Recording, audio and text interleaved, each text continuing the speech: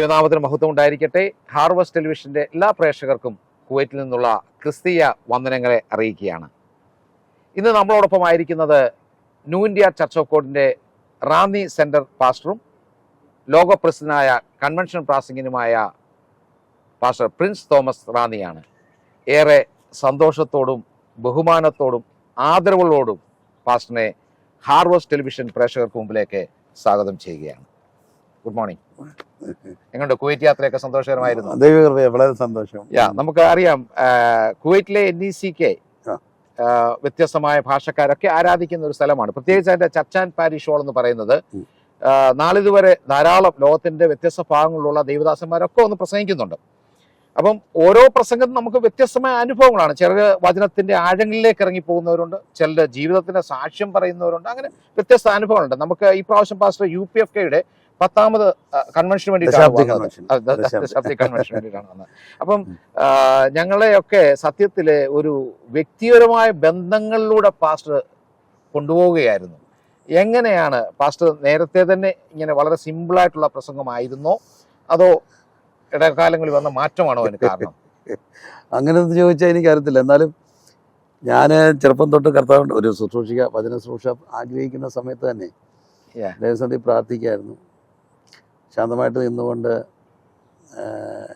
മനുഷ്യരുടെ ഹൃദയത്തോട് സംവാദിക്കാൻ കഴിയണം, ഹൃദയങ്ങളോട് സംസാരിക്കാൻ കഴിയണം. ഞാൻ പലപ്പോഴും നമ്മളെ ഈ പിന്നെ എവറി പേഴ്സൺ ഈസ് യൂണീക്ക്. നമ്മളിപ്പം നമുക്ക് മറ്റൊരാളാകാതിരിക്കുന്നത് നല്ലത്. അപ്പോൾ തന്നെ മറ്റൊരാളിൽ നിന്ന് നമുക്ക് നല്ലത് സംശീകരിക്കാം. Every individual is an individual. അവരെല്ലാവരും തന്നെ കർത്താവിന്റെ അതുല്യമായ സൃഷ്ടിയല്ലേ. അപ്പം നമ്മൾക്കെല്ലാം ദൈവം വ്യത്യസ്തമായ കാഴ്ചകളും കാഴ്ചപ്പാടുകളും സ്വഭാവങ്ങളും രീതികളും ഒക്കെ തന്നിട്ടുണ്ട്. അപ്പൊ തന്നെ നമുക്ക് സ്വാംശീകരിക്കാം. നല്ല പ്രഭാഷകരെ ശ്രദ്ധിക്കാം, അവരുടെ ശൈലി ശ്രദ്ധിക്കാം, അവരുടെ ആശയങ്ങളെ ശ്രദ്ധിക്കാം. എപ്പോഴും നമ്മൾ it's all about giving and receiving. നമ്മൾ ഒരാളിൽ നിന്ന് നമ്മളെന്ന് വ്യക്തിനെ ഒത്തിരി പേരിൽ നിന്ന് സ്വീകരിച്ചതാണ്. അപ്പൊ തന്നെ നമുക്ക് മറ്റൊരാളെ ഇമിറ്റേറ്റ് ചെയ്യേണ്ട കാര്യമില്ല. ഈ ഇമിറ്റേറ്റ് ഒക്കെ ചെയ്യാനായിട്ട് നമ്മളൊരു ശ്രമം ഉണ്ടാകുന്ന നമുക്ക് നമ്മളിലൊരു സ്വയബോധ്യം കുറയപ്പെടാം. നമ്മളിലുള്ള കോൺഫിഡൻസ് നമ്മളെന്ന് പറഞ്ഞാൽ നമ്മളെന്ന് പറയുമ്പം അത് ഇച്ചിരി സ്വയാശ്രയമാണ്. നമ്മളെ കുറിച്ച് കർത്താവ് നമ്മൾ യുണീക്കാണെന്നുള്ള ചിന്ത. കർത്താവ് നമ്മളെ അങ്ങനെയാണ് ഫോം ചെയ്തിരിക്കുന്നുള്ള ഒരു അത് തന്നെയാ പ്രിൻസ് പാസ്റ്റർ പ്രത്യേകത. കാരണം ഈ നമ്മൾ പൊതുവിൽ പറയും പ്രസംഗിക്കാൻ പറ്റും, പ്രവൃത്തി പറ്റത്തില്ലെന്ന്. അതിന്റെ പ്രത്യേകത എന്ന് പറഞ്ഞാല് ചിലപ്പം പാസ്റ്റർ ചിരിക്കുക, കാരണം ചിരിക്കാനുള്ള സന്ദർഭം വരും.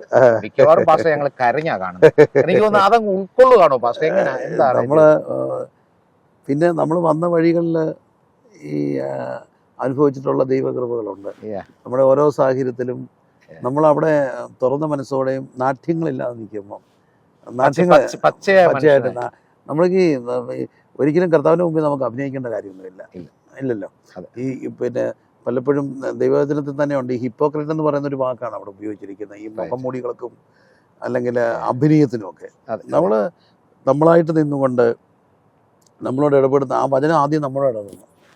നമ്മൾ കേൾക്കുന്ന നമ്മൾ പ്രസംഗിക്കുന്ന വചനം നമ്മോട് ഇടപെട്ടാൽ അത് നമ്മുടെ ഹൃദയത്തെ തൊട്ടിട്ടുണ്ടെങ്കിൽ, സാധാരണ പറയുന്നൊരു വാക്കുണ്ട്, heart reaches the heart, heart reaches the heart.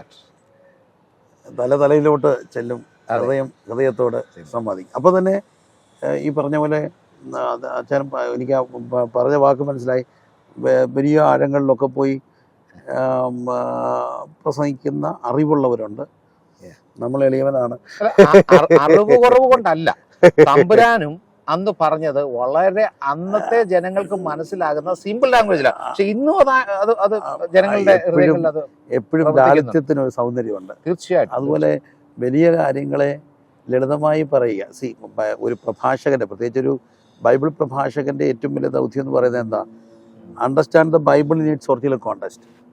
അതിന് ആ കോണ്ടെക്സ്റ്റിലെ റീഡേഴ്സിനോടാണ് അത് സംസാരിച്ചത്. ഒറിജിനൽ റീഡേഴ്സ് ഉണ്ട്, ഒറിജിനൽ കോണ്ടെക്സ്റ്റ് ഉണ്ട്. ആ കോണ്ടെക്സ്റ്റ് മനസ്സിലാക്കിയിട്ട് bring the relevant of the message to the bring it relevant to the present context. Right. ഇതിനെ രണ്ടും കൂടെ ആ കോണ്ടെക്സ്റ്റ് മനസ്സിലാക്കി understand the Bible in its original context and bring the message of the Bible to the present context. Right. ഇതാണല്ലോ പ്രഭാഷകന്റെ Bible ദൗത്യം എന്ന് പറയുന്നത്. അപ്പോൾ അവിടെ നമുക്ക് നമ്മുടെ മുമ്പിൽ ഇരിക്കുന്ന അനുവാചകരോട് നമുക്ക് സംവാദിക്കാനായിട്ട് കഴിയുമ്പോൾ അവരിലേക്ക് ഇറങ്ങിച്ചെല്ലുക എന്ന് പറയുന്ന ഒരു ചെറിയ കാര്യമല്ല. റൈറ്റ്.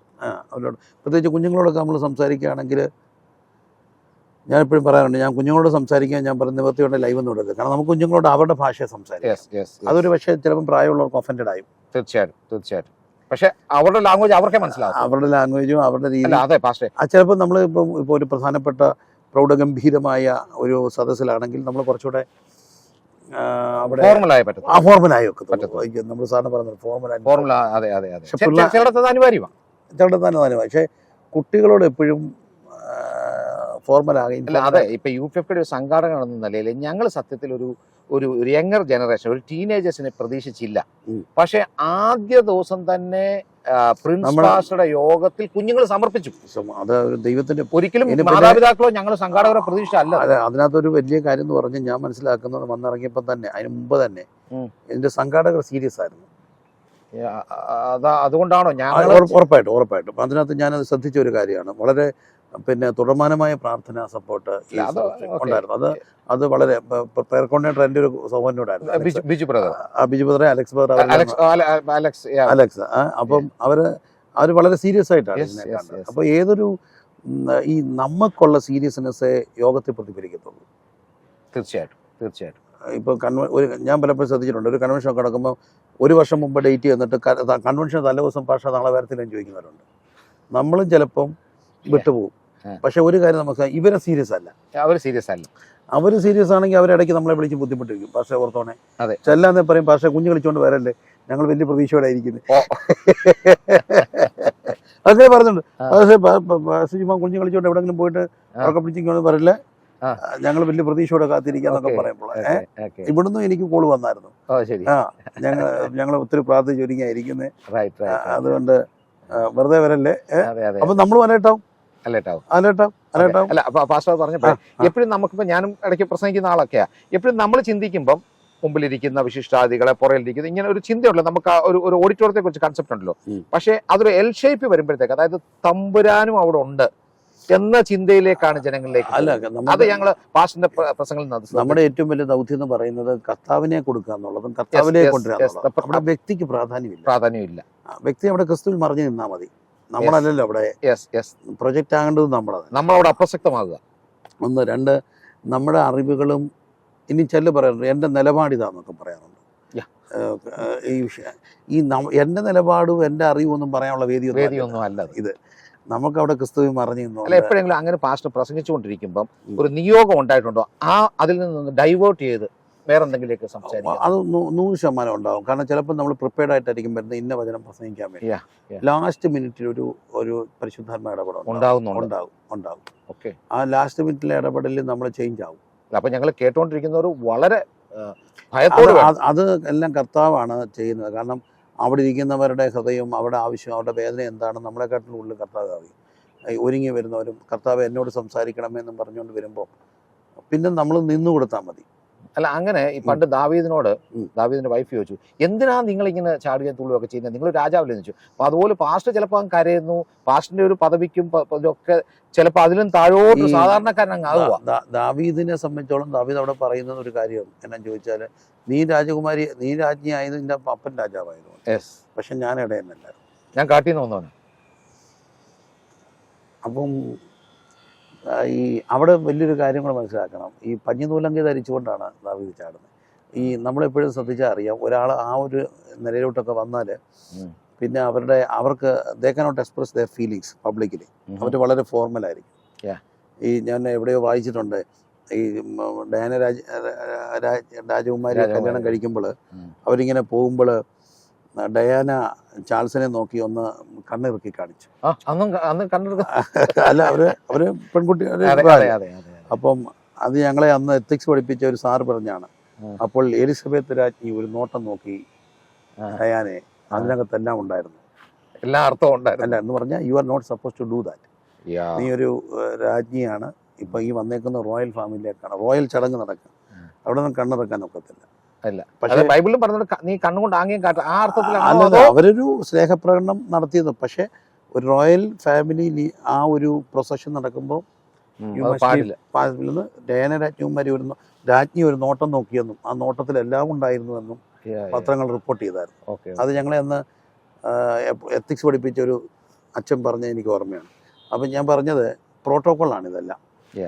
നമ്മുടെ ഏതോ ഒരു എനിക്ക് തോന്നുന്നു, ചിലപ്പോൾ ഇത് പറയുമ്പോൾ ഓഡിയൻസ് ഓർമ്മ വരും, കൃത്യം സംഭവം ഓർമ്മയില്ല, എന്നാലും പറയാം. എൻ്റെ ഓർമ്മയിൽ പി.കെ. ശ്രീമതിയാന്ന് തോന്നുന്നു ഒരു ഫംഗ്ഷൻ ഉദ്ഘാടനം ചെയ്യാതെ വന്നപ്പോൾ മിനിസ്റ്റർ ആയിരിക്കുമ്പോൾ അവിടെ കൊച്ചുങ്ങൾ പാട്ട് പാടി. അപ്പം ടീച്ചറും മന്ത്രിയും ഇറങ്ങി ചൂട് വെച്ചു. അതല്ല, ചൂട് വെച്ചപ്പോൾ അത് പാർട്ടി താക്കീത് ചെയ്യും. കാരണം ഒരു പ്രോട്ടോകോളുണ്ട്. അപ്പൊ ദാവീദ് ദൈവത്തിന്റെ മുമ്പിൽ എന്തോ ലംഘിച്ചു. പ്രോട്ടോകോൾ എന്ന് പറഞ്ഞാൽ ഞാൻ രാജാവായത് അവിടെ, പക്ഷെ എന്നെ ആക്കിയ ഒരാളുടെ മുമ്പിൽ ഞാൻ അവിടെ എന്തോ മറയ്ക്കാനാ? ഒന്നുമില്ല. അവിടെ ഞാൻ രാജാവല്ല. അവിടെ ഞാൻ രാജാവല്ല. അപ്പം ഈ ദൈവത്തോടുള്ള സ്നേഹവും ബഹുമാനവും എന്നെ ഞാനാക്കിയത്, ഇന്നാക്കിയത്, ഇങ്ങനെ ആക്കിയത് ദൈവമാണെന്നുള്ള വലിയ തിരിച്ചറിവിൽ പിന്നെ ദൈവത്തിന്റെ മുമ്പിൽ നമ്മൾ എന്തിനാണ് നാട്യങ്ങളുമായിട്ട് നീങ്ങുക? അവിടെ നമ്മളൊരു അവിടെ പ്രേക്ഷകർക്ക് സംശയം തോന്നും. നമ്മൾ ഓഫീസുകളിൽ ജോലി ചെയ്യുന്നവരാണ്, ചിലപ്പോൾ നമ്മളുടെ കമ്പനി പറയുന്നത് ചെയ്യേണ്ടവരാണ്. പക്ഷെ ഞാൻ പറയാം, എന്നെ ദൈവ നിയോഗം അതിന് അനുവദിക്കുന്നില്ല. പക്ഷെ ഈ എന്റെ ഈ പ്രോട്ടോകോളുകളും പല കാര്യങ്ങളും നമ്മളൊരു ദൈവ പൈതലാണ്.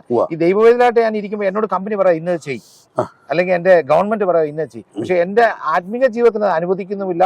പക്ഷെ എനിക്ക് ശമ്പളം തരുന്നവർ അത് ചെയ്യാൻ നിർബന്ധിക്കുന്നു. ഈ ദൈവവചനത്തിനും അതിനും ചിലപ്പോൾ വില കൊടുക്കേണ്ടി വരും.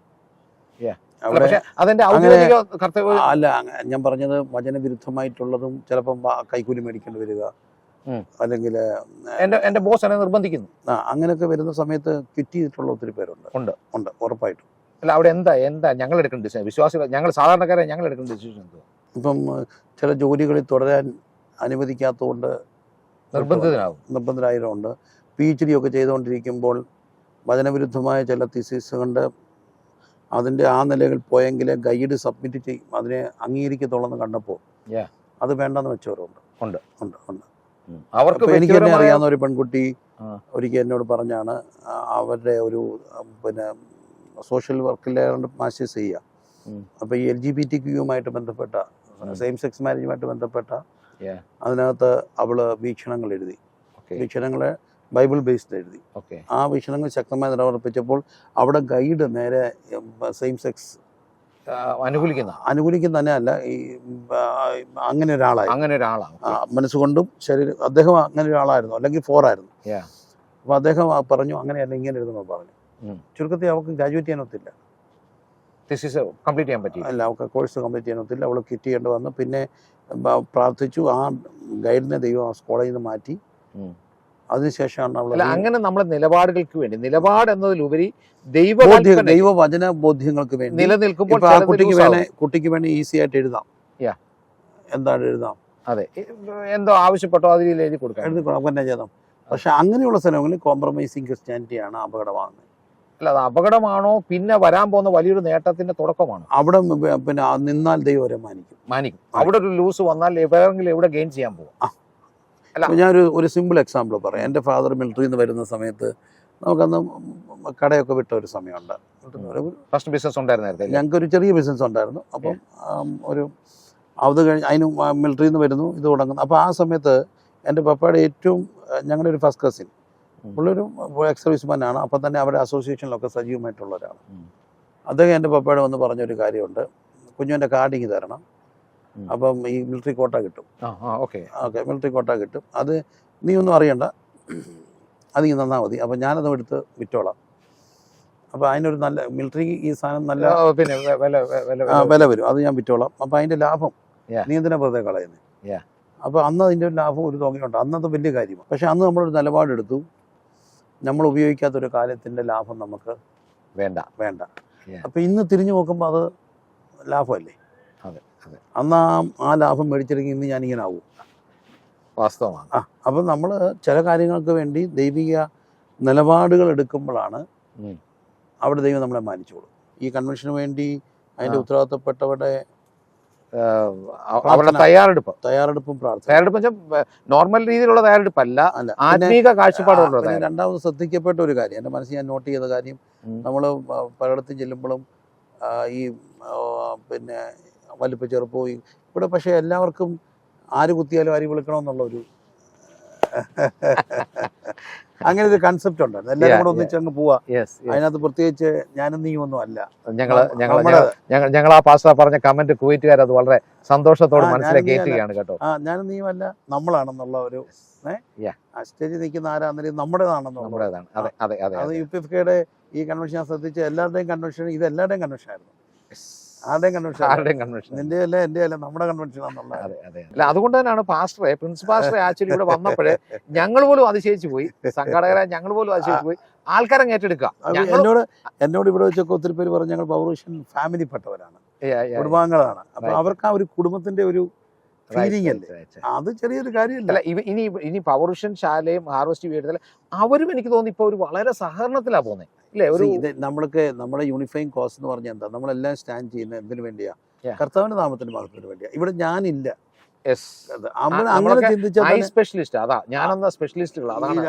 നമ്മളില്ലെന്ന് കണ്ടാലും നമ്മുടേതാണെന്ന് കണ്ടാലും പിന്നെ ആർക്ക് വേണ്ടിയാ? കർത്താവിന് വേണ്ടിയാ. ക്രിസ്തുവിൽ മറിഞ്ഞു നിൽക്കുക എന്ന് പറയുന്നത് അവിടെ ഞാനല്ല പ്രൊജക്റ്റ് ചെയ്യപ്പെടുന്നത്. അങ്ങനെ വരുമ്പോഴേതാണ് ദൈവരാജ്യം എന്നുള്ള ഒരു ചിന്ത വരുന്നത്. ദൈവരാജ്യത്തിന്റെ ചിന്ത വരുമ്പോൾ പിന്നെ നമ്മുടെ കൺവെൻഷൻ അല്ലേ. പലപ്പോഴും ഇടയ്ക്കൊക്കെ അത് മാറിപ്പോയി, എന്റെയായി നിന്റെയായി, നിന്റെ ഇല്ല നമ്മുടേതാണ്. അല്ല, അപ്പൊ എനിക്ക് തോന്നുന്നു ഇത് കണ്ടുകൊണ്ടിരിക്കുന്ന സംഘാടകർക്ക്, സൺഡേ സ്കൂൾ ടീച്ചേഴ്സിന്, യൂത്ത് ലീഡേഴ്സിനൊക്കെ പാസ്റ്റർ ഒരു മെസ്സേജ് കൊടുക്കാൻ പറ്റും. നമ്മളങ്ങ് എന്തൊക്കെയോ ചെയ്യുന്നുണ്ട്, വലിയ വലിയ കാര്യങ്ങൾ ചെയ്യാൻ പറ്റും, പക്ഷെ പലപ്പോഴും സക്സസ് ആകുന്നില്ല.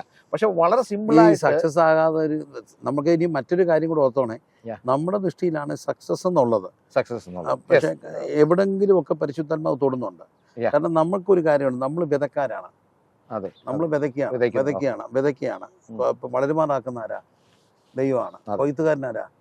ദൈവമാണ്. അപ്പൊ നമ്മുടെ സക്സസ് ചിലപ്പോൾ ഇന്നായിരിക്കത്തില്ല അറിയുന്നത്,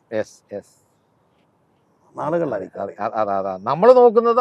നമ്മൾ ഈ സക്സസ് എന്നുള്ള കാര്യത്തെ പറ്റി ചിന്തിക്കേണ്ട. ക്രിസ്ത്യൻ മിഷന് ചിലപ്പോൾ എനിക്കറിയാം വർഷങ്ങള് കർത്താവിന്റെ വേല ചെയ്തിട്ട് കാര്യമായ റിസൾട്ട് ഇല്ലാതെ ആ ദേശത്ത് നിന്നുണ്ട്. പക്ഷെ അവരുടെ അടുത്തൊരാൾ വരുമ്പോൾ പെട്ടെന്ന് സഭ വളരും.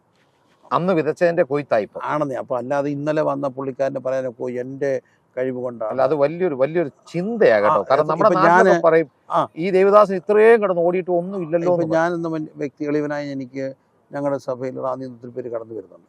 പക്ഷെ ഞാൻ ആത്മാർത്ഥമായിട്ട് പറയും, എൻ്റെ അപ്പച്ചനും എൻ്റെ അപ്പനും ഒക്കെ നടന്ന വഴികളിൽ നിന്നാണ് ആളുകൾ വരുന്നത്. അവരും ഒറ്റയ്ക്കാണെന്ന് പറയാൻ പറ്റില്ല, അവരോടൊപ്പം നിന്ന് അന്നത്തെ സാധുക്കളുണ്ടായിരുന്നു. അവർ പലരും അറിയപ്പെടാത്തവരാ. പക്ഷെ അവിടെയെല്ലാം കണ്ണീർ ദേശത്തിന് വേണ്ടി വീണിട്ടുണ്ട്. അപ്പൊ ഒരുത്ത് വളരുമാറാക്കുന്നതും കൊയ്തെടുക്കുന്നതും എല്ലാം തമ്പുരാൻ. നമ്മുടെ ദൈവത്തോളൂ വിതയ്ക്കുക. അതെങ്ങനെ വിതയ്ക്കണം? കണ്ണീരോടെ വിതയ്ക്കണം. എന്തെങ്കിലും ഒരിക്കലും അത് വളർന്നോളൂ. ഈ പാസ്റ്റർ മെസ്സേജുകളൊക്കെ കൊടുക്കുന്ന കൂടെ തന്നെ ഞാനിവിടെ ശ്രദ്ധിച്ചു, കുവൈറ്റിലേക്ക് പാസ്റ്റർ ആദ്യ ദിവസം വന്നു പാസ്റ്റർ കുറച്ച് ദൂരം നടക്കണമായിരുന്നു പള്ളിക്ക്. എന്നിട്ട് പോലും മറ്റൊരു സഭയുടെ ഒരു പുരോഹിതനെ കാണാൻ പാസ്റ്റർ പോയി. അതുപോലെ തന്നെ മാർത്തോമാലെ അച്ഛനെ കാണാൻ പോയി. അതുപോലെ തന്നെ ഓർത്തഡോക്സിലെ അച്ഛനെ കണ്ടു. സാധാരണക്കാരുടെ ഇടയിലേക്ക് പാസ്റ്റർ ഇറങ്ങി ചെല്ലുന്നുണ്ട്. അല്ല, ഈ ഞാൻ ചോദിച്ചോട്ടെ, നമുക്ക് ഈ നമ്മള് ഈ എനിക്ക് ഒരു വചനത്തിന്റെ കുറച്ചുകൂടെ ബോധ്യങ്ങൾ ഉണ്ടായത് കൊണ്ട് ഞാൻ പ്രതികരിച്ചു. പക്ഷെ അവരും യേശുവിന്റെ നാമത്തിലാണ് നിൽക്കുന്നത്. നമ്മളെല്ലാം യോജിപ്പിക്കുന്ന ഈ എഗ്രി ടു ഡിസഗ്രി എന്ന് പറയും. നമുക്ക് എന്തെല്ലാം മേഖലകൾ യോജിക്കാൻ കഴിയും, കൈയോർക്കാൻ കഴിയും. ഒറ്റക്കാരി യേശുവിന്റെ നാമം, യേശു കർത്താവിന്റെ നാമത്തില്. അവിടെ എനിക്കും നിങ്ങൾ ശത്രുവൊന്നുമല്ല. നമ്മൾ വി ആർ കോംപ്ലിമെന്റിങ്. ഇതൊരു വലിയ മൂവ് ആകട്ടോ. പറഞ്ഞ പോയിന്റ് നമ്മൾ വലിയൊരു മൂവാ. നിങ്ങൾ എനിക്ക് നമ്മളെല്ലാം പരസ്പരം കോംപ്ലിമെന്റിങ് ആണ് അല്ലേ? കോംപ്ലിമെന്റിങ്. മൊത്തമാ സഭ അല്ലെ അച്ഛന് എന്ത് സന്തോഷത്തോടാണ് അവരെനിക്കൊന്നും അവരൊരിക്കലും കൺവെൻഷൻ നമ്മൾ വരുന്ന പ്രിൻസ് തോമസ് റാന്നി എന്ന് കേട്ടിട്ടുണ്ട് എല്ലാവരും. അപ്പൊ അദ്ദേഹം ഇങ്ങോട്ട് കാണാൻ വരിക, അങ്ങോട്ട് കാണാൻ നമ്മൾ അങ്ങോട്ട് പോയി ഇങ്ങോട്ട് വന്നു. അതൊക്കെ ഒരു സത്യത്തിൽ ദൈവരാജ്യത്തിന്റെ ഒരു വളർച്ചയിൽ അല്ലെങ്കിൽ അധികാര ഉണർവില് ഈ വിഭാഗതികൾക്കൊക്കെ അപ്പുറത്ത് യേശുവിന്റെ നാമത്തിൽ നമുക്ക് ഒരുമിക്കേണ്ട ഒരു സമയമായില്ലേ? തീർച്ചയായിട്ടും. ഇപ്പം അതിന്റെ അർത്ഥം നാളെ ഇപ്പൊ ഞാൻ ന്യൂ ഇന്ത്യ ദൈവസഭയിലെ ശുശ്രൂഷയാണ്, എന്റെ ന്യൂ ഇന്ത്യ ചർച്ച കൊണ്ട് ഐഡന്റിറ്റി കളയണമെന്നല്ല. ആ ഐഡന്റിറ്റി നിന്നുകൊണ്ട് തന്നെ നമുക്ക്, അതായത് യേശു കർത്താവ് നമ്മളെല്ലാവരും ഇറങ്ങിച്ചെല്ലണമെങ്കിൽ നമ്മൾ ഇറങ്ങിച്ചെല്ലണം. നമ്മൾ ഒറ്റയാളുടെ പേരിലാണ് ഈ ഒരുമിക്കുന്നത്. നമ്മളെ ഒരുമിക്കാൻ ഒറ്റയാളേ ഉള്ളൂ. അതിന്റെ കാരണം അപ്പന്റെ മക്കളാണ്. ഇതെല്ലാം അപ്പന്റെ മക്കളാണ്. അപ്പൊ കുറച്ച് നാൾ കഴിഞ്ഞിട്ട് നമ്മൾ ചിലപ്പം പലയിടത്ത് ചെല്ലുമ്പോൾ ഒരു കുടുംബ സദസ്സിൽ കൂടുമ്പോൾ ഇതെല്ലാം ബ്രാഞ്ചുകൾ എന്നൊക്കെ പറയുന്നത് ഇതെല്ലാം ഒരു യേശുവിന്റെ മക്കളാണ്. അതുപോലെ ഞാൻ വിശ്വസിക്കുന്നു ഞാൻ ആഗ്രഹിക്കുന്നു, പ്രാർത്ഥിക്കുന്നു. എൻ്റെ പ്രസ്ഥാനത്തിൽ നിന്നുകൊണ്ട് തന്നെ ഞാൻ അതുകൊണ്ട് ഉടനെ എൻ്റെ വിശ്വാസങ്ങൾ അടിയറ വെക്കുകയല്ല. അവിടെ നിന്നുകൊണ്ട് തന്നെ കൈയോട് കൈ ഓർത്ത് പിടിച്ച് തോളോട് തോള് ചേർന്ന് നിന്നുകൊണ്ട് അതിൻ്റെ അർത്ഥം എൻ്റെ ബോധ്യങ്ങളും ഞാൻ അവരിൽ നിന്ന് ഈ വേർപാടെന്ന് പറയുന്നത് ഒരിക്കലും സെപ്പറേഷൻ എന്ന് പറയുന്നത് ഐസൊലേഷൻ അല്ല. Separation is not isolation. നമ്മൾക്ക് ഇന്ന് പലപ്പോഴും വേർപാട് ഐസൊലേഷൻ ആണ്. അവരോട് മിണ്ടായിരിക്കുന്ന അത് വിവാഹവുമായിട്ടൊക്കെ ബന്ധപ്പെട്ടാണ്. കർത്താവിൽ വിശ്വസിക്കുന്ന ആൾ മാത്രമേ വിവാഹം കഴിക്കാൻ പാടുള്ളൂ, ഇടയിലപ്പണ കൂടാൻ പാടില്ല. അല്ലെങ്കിൽ നമ്മൾ വളരെ സെപ്പറേഷൻ എന്ന് പറയുന്നത് ഐസൊലേഷൻ അല്ല. ആണോ? അല്ല ഒരിക്കലും അല്ല. സെപ്പറേഷൻ, ഞാൻ വേർപെട്ടവനാണ്, ഞാൻ ആരോടും മിണ്ടത്തില്ല, ഞാൻ അവരോട് സഹകരിക്കത്തില്ല. എൻ്റെ അമ്മയുടെ ആങ്ങള കനന സഭയിലെ ഒരു സീനിയർ അച്ഛനായിരുന്നു. അച്ഛന് ഏറ്റവും ഇഷ്ടമുള്ള അനുഗ്രഹം ഞാനായിരുന്നു മരിക്കുന്നതിന് വരെയും. വിശ്വാസി വന്നിട്ടു. എൻ്റെ അച്ഛനും എപ്പോഴും പറയും സ്നേഹമുള്ളവനെ മനേ ഉള്ളത് പറയും. അല്ലാതെ ഈ സ്നാനപ്പെട്ട് അറിയില്ല. എൻ്റെ അമ്മാച്ചൻ്റെ മക്കള് അവര് അയർലൻഡ് അവർ കാണുമ്പോൾ പറയും, എടാ ഞങ്ങളെക്കാട്ടി അച്ഛൻ പറയുന്ന എടാ എന്നെ പോലെ ഇരിക്കുന്ന അവനാണ്, എനിക്ക് അച്ഛൻ്റെ ഒക്കെ ഒരു ചായയുണ്ട്, അമ്മച്ചായയാണ് എന്ന് പറയും. അപ്പോൾ എനിക്ക് ഒരിക്കലും എൻ്റെ അമ്മാച്ചനൊരു പ്രയാസം ഉണ്ടായപ്പം ആദ്യം ചാടി ഇറങ്ങിയത് ഞാനാണ്. എന്നെ പോലെ ഇരിക്കുന്നു എന്ന് പറഞ്ഞപ്പോൾ ഞാൻ ചിന്തിച്ചേ, ഈ ഒരിക്കലെ ഈ ഒരു സർദാർജിയോട് ചോദിച്ചു, യേശു മശിഹായെ കണ്ടിട്ടുണ്ടോ എന്ന് ചോദിച്ചാൽ പറഞ്ഞു കണ്ടിട്ടുണ്ടോ പറഞ്ഞു. ഞാൻ സാധു സന്ദർശികളൊക്കെ കണ്ടില്ല. അപ്പൊ ജനങ്ങൾ വാസ്തവമായിട്ടും കുഞ്ഞുങ്ങളും ഒക്കെ യേശു മശിഹായെ നമ്മുടെ പിന്നെ നമ്മൾ ക്രിസ്തുവിൽ അങ്ങ് മറഞ്ഞു നിൽക്കണം. ഒരിക്കലും നമ്മുടെ എന്ന വ്യക്തി പ്രൊജക്റ്റ് ആകരുത്. ഇവിടെ ഞാനില്ല, ക്രിസ്തുവുള്ളൂ. നമ്മുടെ ഈഗോ വെളിപ്പെടാൻ പാടില്ല. ഇവിടെ ഞാൻ അറിയാതെ പോലും എന്നെ ഉയർത്താനായിട്ടുള്ള ചിന്ത ഉണ്ടാകരുത്. നമ്മൾ അതുകൊണ്ടാണ് ക്രൂശിൽ മറിയുക എന്ന് പറയും. ഞങ്ങളെ സ്നേഹിക്കുന്ന ഒരു അമ്മച്ചിയുണ്ട്. അപ്പോൾ അമ്മച്ചി എപ്പോഴും പറയും, ക്രിസ്തുവാസനക്ക് വേണ്ടി പ്രാർത്ഥിക്കുമ്പം പ്രാർത്ഥിക്കും, കർത്താവേ ഞങ്ങളുടെ പ്രിയ കർത്തദാസൻ ക്രൂശിൽ അങ്ങ് മറഞ്ഞു നിന്നുകൊണ്ടായിരുന്നു പ്രാർത്ഥിക്കും. എൻ്റെ ഒരു പ്രിയപ്പെട്ട സ്നേഹിതനുണ്ട്, നമ്മുടെ ഷിബിച്ചാൻ്റെ ഒക്കെ റോയ് വാലേ പാസ്റ്റർ. അപ്പോൾ എപ്പോഴും എൻ്റെ പറയും, പ്രിൻസിങ് വന്നേ മോനെ ക്രിസ്തുവിൽ മറഞ്ഞു നിന്നോണം. അത് അർത്ഥമുള്ള പറഞ്ഞു പോവാ സാധാരണ ക്രിസ്തുവിൽ മറഞ്ഞു നിന്നോണം. സ്വയം നകളിക്കരുത്, സ്വയം പ്രൊജക്റ്റഡ് ആകരുത്. ക്രിസ്തുവിൽ മറഞ്ഞു നിൽക്കുക. ക്രിസ്തുവിൽ മറഞ്ഞു നിന്നാൽ അവിടെ വെളിപ്പെടുന്ന ആരായിരിക്കും? അവിടെ കോട്ടിട്ട് എന്നെയോ കതറിട്ട പ്രിൻസ് പാസ്റ്റർ അല്ല കാണുന്നത്, ക്രിസ്തുവാണ്. ക്രിസ്തു വെളിപ്പെടും. അതായിരിക്കും ഒരു പക്ഷേ ജനങ്ങൾ ഓടിക്കൂടുന്നത്. അത് ക്രിസ്തു വെളിപ്പെടും. ഇതെല്ലാം ദൈവകൃപ. നമ്മൾ അവിടെ മറഞ്ഞു നിൽക്കുക. പിന്നെ യേശു കർത്താവിനെ മാത്രം ഉയർത്താൻ വേണ്ടി കർത്താവ് ഉയരട്ടെ. കർത്താവിലേക്ക് എല്ലാവരെയും. അതുകൊണ്ടാണ് യോഹന്നാൻ പറയുന്നുണ്ട്, ഞാനോ കുറയണം, അവിടുന്ന് വളരണം. ഏതായാലും UPFK കൺവെൻഷന്റെ പ്രാർത്ഥന പോരാളികളായ അതിന്റെ പിന്നണി നിന്നവര്, അനുഗ്രഹിക്കപ്പെട്ട കൊയറിന്റെ കൂടെ നിന്ന പ്രിയപ്പെട്ടവര്, അതിനകത്തൊക്കെ വളരെ പ്രായത്തിലും വിവിധ ഏജുകളുണ്ട്. അതായത് 9 വയസ്സുകാരൻ തൊട്ട് അത് ഞാൻ ശ്രദ്ധിച്ചു. പെർഫോമൻസ് ആറ്റിറ്റ്യൂഡ് അല്ലായിരുന്നു. അത് നമ്മുടെ കൊയറിനെ നോക്കിയാലും കാണാം, വോളണ്ടിയേഴ്സ് കാണാം. സാറേ, ഇവിടെ നമുക്ക് ചെയർ എടുത്തിട്ട് ആരാന്നറിയോ? അതിൽ 2 പേര് 2 കമ്പനിയുടെ സിഇഒമാരാ. അപ്പൊ ആ ചെയർ ഇരിക്കുന്ന ആരാ? അവരുടെ കമ്പനി ജോലി ചെയ്യുന്ന. ഇവിടെയാണ് നമുക്ക് എന്നെ സിഇഒ ആക്കിയതാരാ? കർത്താവിന്റെ അടുക്ക് വരുമ്പോ എനിക്ക് എന്തോ ഇല്ല, പ്രോട്ടോകോൾ. ഞാനിവിടെ പ്രോട്ടോകോളിലല്ല നിൽക്കുന്നത്. അതല്ല, ദൈവത്തിന് മുമ്പ് എന്തോന്നും പ്രോട്ടോകോൾ, എന്തോന്നും സിഇഒ. അതെ, ഒരു നിമിഷം കൊണ്ട് ഇല്ലാതാകാവുന്ന അത്രയേ ഉള്ളൂ. അപ്പൊ എന്നെ ഞാനാക്കിയ ദൈവത്തിന്റെ മുമ്പാകെ ഞാൻ ഇടം മറന്ന് എളിമപ്പെട്ട് ആ കസേര ഇടുമ്പോഴാണ് ഓഫീസിൽ ചെല്ലുമ്പോൾ ഒരിക്കലും അദ്ദേഹത്തിൻ്റെ പൊസിഷനായിട്ട് തന്നെ നിൽക്കണം. പക്ഷെ ദൈവരാജ്യത്തിന് എന്തില്ല, പൊസിഷൻ ഇല്ല. അപ്പം ഇവിടെ എല്ലാം ഉണ്ടാകുന്ന ആ ക്രിസ്തു സ്നേഹവും ക്രിസ്തു വെളിപ്പാടും ഉണ്ട്. ക്രിസ്തുവിൽ മറഞ്ഞു നിൽക്കുന്ന ഒരു അനുഭവം. അപ്പം അത് നമുക്കുണ്ടാകുമ്പോഴാണ് അതിലൂടെ ദൈവനാമം. അപ്പം ഞാൻ നാട്ടിലോട്ടൊക്കെ വിളിച്ച് ഞങ്ങളുടെ കൺവെൻഷൻ അതൊക്കെ പറയുമ്പോൾ ചില പറയും, ആ കരയുന്ന പാസ്റ്ററാണോ എന്നൊക്കെ ചോദിക്കും. അപ്പം ക്രൂശിൻ മറവിൽ ഞാൻ എന്ന് നമ്മൾ പാടുവാനല്ല, മറയുവാൻ. കർത്താവിലൊന്ന് മറയുവാൻ സാധിക്കും. നമ്മളെ ആരും കാണണ്ട, നമ്മളെ ആരും ശ്രദ്ധിക്കാൻ വേണ്ട, എല്ലാം കർത്താവിന്റെ ആ വലിയൊരു പരമ രഹസ്യം പാസ്റ്ററിന്റെ ആ ഒരു ജീവിതത്തിന്റെ. അപ്പൊ തന്നെ നമുക്ക് എല്ലാവരും പിന്നെ വിഭാഗതികളും വ്യത്യസ്തതകളും ഉള്ളപ്പം തന്നെ നമ്മൾ കോംപ്ലിമെന്റിങ് ആണ്. തീർച്ചയായിട്ടും നമ്മൾ കോംപ്ലിമെന്റിങ്. നമ്മൾ നീ എനിക്ക് ശത്രുവല്ല, അങ്ങനെ ഇല്ലേ ഇല്ല. അല്ല, ഒരു പാസ്റ്റർക്ക് ശത്രുവല്ല, ഒരിക്കലും അല്ല. കൃപകൾ വ്യത്യസ്ത തലത്തിലാണ്. അതാണ് എനിക്ക് ചെയ്യാനൊക്കാത്ത ഒരു കാര്യം അവർക്ക് ചെയ്യാൻ. ഇപ്പൊ ലോഡ്സം പാടുന്ന പോലെ എനിക്ക് പാടാൻ പറ്റത്തില്ല. പാസ്റ്റർ പറയുന്നത് പോലെ വചനം വേറെ ആൾക്ക് പറയാൻ പറ്റുന്നില്ല. അവര് പറയുന്ന പോലെ എനിക്കും പറയാനൊക്കെ. അല്ല, പാസ്റ്ററിനെ സംബന്ധിച്ചോളം പ്രസംഗവും ജീവിതവും എല്ലാം കൂട്ടിയിണർത്തി വ്യക്തിപരമായ ജീവിതത്തിനും, അതായത് അതിന് വലിയ പ്രാധാന്യം കൊടുക്കുന്നു. പാസ്റ്റർ എനിക്ക് ഒത്തിരി ഇഷ്ടപ്പെട്ടു. പിന്നെ ഞാൻ ഒരു കാര്യം കൂടെ പറയാം. ഒരു 2-3 തലമുറയുടെ കണ്ണീരും അത്രയൊക്കെ ഉണ്ട്, കിടപ്പുണ്ട്. അതിന് മറുപടി കിട്ടാതിരിക്കത്തില്ല.